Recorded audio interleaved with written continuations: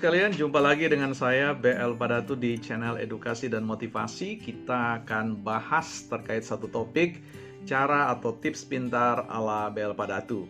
Nah, saya tidak bermaksud untuk menonjolkan sisi kepribadian atau ego, tetapi sebenarnya saya ingin berbagi saja pengalaman bagaimana tips menjadi pribadi-pribadi yang smart, pribadi-pribadi yang pintar, exciting, energik, dan kemudian memiliki passion, semangat untuk terus melakukan proses pembelajaran yang tidak pernah berhenti.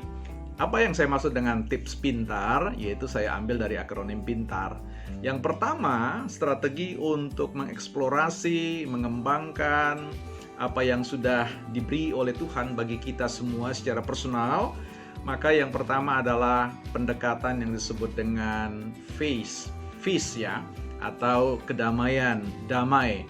Nah, untuk mengeksplorasi sesuatu atau untuk belajar sesuatu dalam konteks menguasai hingga pada level ahli, tentu ada sebuah perjalanan, ada satu situasi yang harus dikondisikan terlebih dahulu.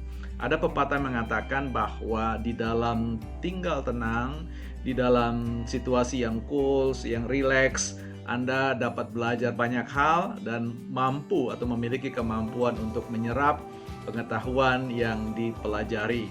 Jadi syarat pertama untuk menjadi pribadi-pribadi yang pintar, yang pertama adalah mengembangkan sikap yang namanya peace, ya, kedamaian. Bahwa Anda belajar tidak bermaksud untuk menaklukkan orang lain, tidak bermaksud untuk mengungguli orang lain, dan kemudian Anda berdiri pada puncak piramida intelektual Anda dengan mengatakan bahwa akulah orang terdepan, akulah orang pertama, aku orang yang terbaik, terpintar, tercerdas, dan sebagainya. Motifnya bukan itu. Peace itu adalah Anda belajar berdasarkan sebuah keputusan bahwa Anda membutuhkan pengetahuan itu untuk menopang, menunjang karir atau perjalanan hidup Anda di dalam bertumbuh, menumbuhkan kecakapan-kecakapan pribadi, dan juga memperlengkapi orang lain dalam pengetahuan yang Anda kuasai. Jadi yang pertama adalah peace. Yang kedua, kita mau bicara tentang pendekatan yang kedua adalah I, atau saya sebut saja in deep ya, in depth atau deep boleh juga. Nah, ini maksudnya adalah di dalam proses kita belajar, kita harus benar-benar menggunakan pendekatan apa yang disebut dengan komprehensif ya. Komprehensif menyeluruh, luas dan dalam. Dalam konteks hal ini, segala sesuatu yang kita pelajari, kita harus bisa fleksibel untuk belajar dalam konteks merentang secara meluas dan juga sekaligus mendalam. Sekalipun itu tidak bisa dilakukan secara bersamaan, tentu dia dapat dilakukan secara gilir berganti. Untuk mempelajari sesuatu atau sebut saja konsep atau isu, maka kita harus melihat ruang lingkup ya. Apa saja yang berkaitan dengan topik atau dengan konsep yang kita pelajari, dan tentu kita harus memahami itu lebih dalam lagi agar kita memahami secara memadai terkait dengan apa yang kita pelajari. Dengan pendekatan in-depth ini, teman-teman tentu akan mudah untuk melakukan proses di mana dapat menjelaskan kepada setiap orang sejauh mana sebenarnya konsep atau ide ini berkembang, di mana ruang-ruang perluasannya, dan tentu dari sisi pemaknaannya teman-teman dapat melihat bahwa di kedalaman prinsip-prinsipnya itu dapat ditaklukkan atau dikuasai dengan baik. Nah, ini dua hal. Kemudian kita bicara tentang N ya. Jadi tadi fish, kemudian in depth, kemudian yang ketiga adalah N, apa yang kita sebut dengan news ya. News ini coba kita pahami. Yang pertama bicara tentang new, kebaharuan, renewal ya, kebaharuan atau proses memperbaharui atau menemukan sesuatu yang baru. Biasanya dalam lingkup universitas selalu dikejar, selalu dicari spirit ini, yaitu kebaharuan atau biasa disebut dengan novelty.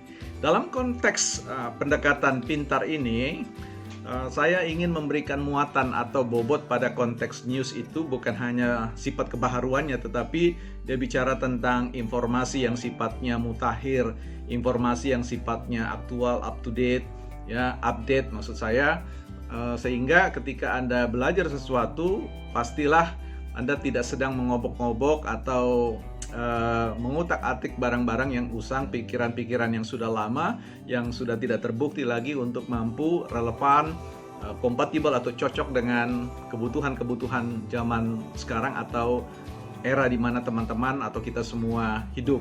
Jadi bicara tentang pendekatan N ini atau news itu, dia bicara tentang informasi, aliran informasi yang Anda selidiki, pelajari, dan kemudian kuasai, sehingga aspek kebaharuan, partisipasi Anda di waktu yang paling terkini itu menandakan Anda adalah pribadi-pribadi yang selalu update ya.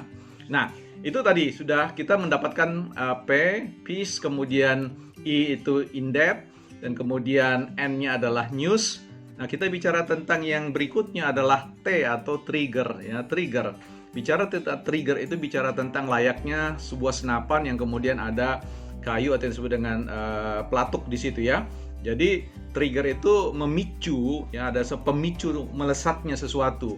Jadi kalau kita bicara tentang trigger, maka sebenarnya kita sedang memicu sebuah ingatan-ingatan ya, melepaskan ingatan-ingatan. Ketika kita mempelajari sesuatu, maka kita harus melakukan pendekatan yang disebut dengan association law ya, atau hukum penyatuan, hukum perhubungan satu dengan yang lain. Jadi otak kita, memori kita memicu untuk ingatan-ingatan bahwa satu konsep, satu ide yang kita pelajari itu harus kita hubungkan dengan ide-ide yang lain yang relevan, atau yang kalau kita gabungkan atau kita hubungkan memercikkan makna-makna atau memberikan pemahaman kepada kita tentang sesuatu hal yang baik.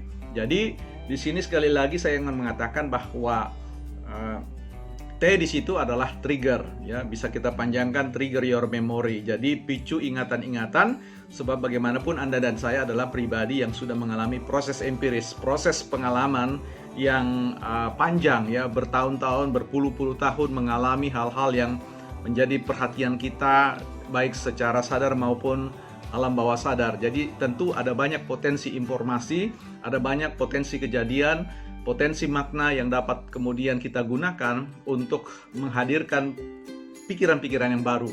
Konsep association law atau perhubungan, hukum perhubungan itu akan mengantar kita untuk berpikir pada konteks tesis, antitesis, dan sintesa. Artinya ada hal, sesuatu yang disampaikan, kemudian ada yang diperlawankan, dan muncullah sebuah gagasan-gagasan yang baru. Untuk bisa pintar, teman-teman harus mampu menghubungkan hal yang satu dengan hal yang lain. Dan keterhubungan itu pasti akan memberikan sisi, menghadirkan perspektif atau cara pandang yang baru untuk mempelajari sesuatu. Nah, kemudian kita bicara tentang A di sini. Yang menarik di sini bahwa A yang masuk dalam kategori tips atau cara pintar ini, A adalah argument ya, argument atau arju, pikiran atau pendapat. Ketika Anda mempelajari sesuatu, penting sekali untuk mengatakan bahwa Anda wajib untuk menggunakan seluruh informasi-informasi yang Anda miliki itu untuk membangun argumentasi Anda, membangun pendapat Anda, sehingga di sini bukan saja kita menjadi seorang yang selalu dikenal sebagai seorang yang pembeo dalam konteks studi. Artinya kita hanya sekedar menyampaikan, mengutip pikiran A, pikiran B, sehingga posisi diri kita hilang, lenyap, dan kita tidak punya suara tersendiri. Nah, untuk menjadi pintar di sini dalam konteks A atau arju atau argumen di sini, Anda dituntut, diundang untuk hadir di pentas penyampaian gagasan atau isu untuk menunjukkan inilah hasil proses pembelajaran dari seorang pribadi secara personal, sehingga rasa khas pribadi Anda dalam pikiran itu sungguh-sungguh muncul ya. Dan ini yang akan menggembirakan kita semua, bahwa setiap pembelajar-pembelajar yang bisa berargumentasi itu adalah pembelajaran-pembelajaran yang mencapai tujuan dari suatu proses pembelajaran, yaitu kemandirian di dalam beropini atau berpendapat. Dan yang terakhir adalah kita bicara tentang repetition ya, repeat atau pengulangan ya. Kita bicara tentang pengulangan. Ada ungkapan mengatakan genius is redundance ya. Jadi kejeniusan itu adalah sebuah pendekatan yang sederhana, ulangi, again and again ya. Jadi kalau teman-teman belajar sesuatu pada tingkat kejeniusan, tingkat penguasaan, sebut saja seperti itu, maka yang Anda harus lakukan adalah hanya melakukan sesuatu hal yang sederhana. ulangi belajar tentang sesuatu itu, ulangi lagi, ulangi, dan kemudian Anda mencoba untuk tadi melakukan apa yang disebut dengan argumentasi. Keseluruhan ya tips ala pintar ini, ala Bel Padatu ini merupakan sebuah konstruksi yang tentu telah berhasil membawa saya mencapai mencapai tingkat pencapaian dalam konteks perkembangan intelektual saya dalam konteks pendidikan formal pada jenjang S1, S2, dan S3.